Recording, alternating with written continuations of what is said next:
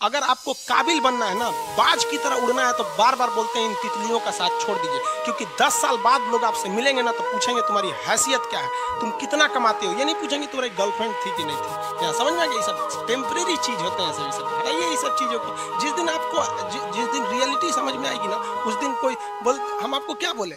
आज जिनको आप सब कुछ खोकर पाने की तमन्ना रखते हैं, एक वक्त आएगा जब वो मुफ्त में मिलेंगे तो आपको मंजूर नहीं होगा। ये सब चीजें फालतू होती है, लेकिन अभी उम्र की गलती होती है।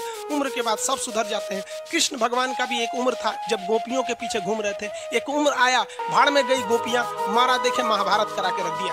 कृष्ण भगवान तब तक नहीं कहलाए जब तक उन्होंने गोपियों का साथ नहीं छोड़ा, तब तक वो केवल कन्हैया कहलाते थे। भगवान तभी कहलाए जब उन्होंने लड़कियों का साथ छोड़ा। तो अब तक केवल आप विद्यार्थी कहलाएंगे जब तक कि लड़की या गर्लफ्रेंड के साथ रहेंगे। जिस दिन इनका साथ छोड़ेंगे ना, उस दिन दुनिया आपको देखेगी।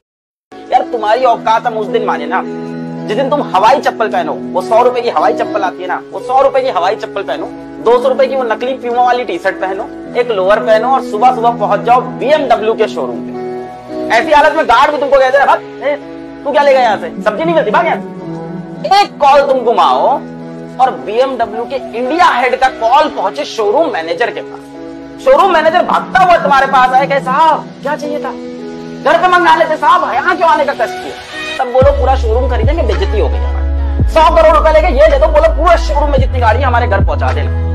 तब माने तुमने कुछ कर लिया जी। बड़ा सपना देखो, एकदम बड़ा, वहां पहुंचना है अपने को।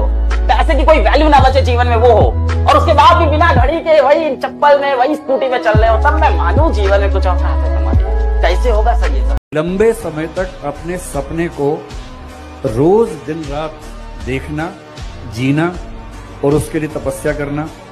यदि कोई ऐसा कर पाएगा तो दुनिया के किसी भी क्षेत्र में वही सफल होगा, चाहे विराट कोहली हो, चाहे नरेंद्र मोदी हो। कोई भी बड़ा सफल व्यक्ति बिना पेशेंस और परसिवियरेंस के सफल नहीं हो सकता।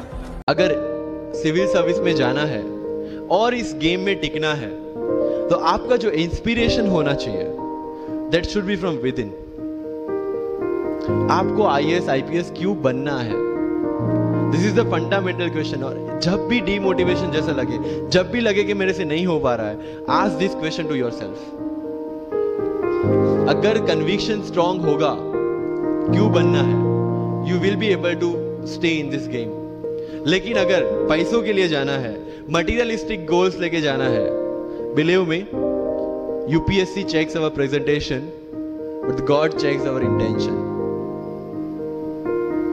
This is very much clear, which I have felt, which I have seen. With what intentions you want to enter into service matters a lot.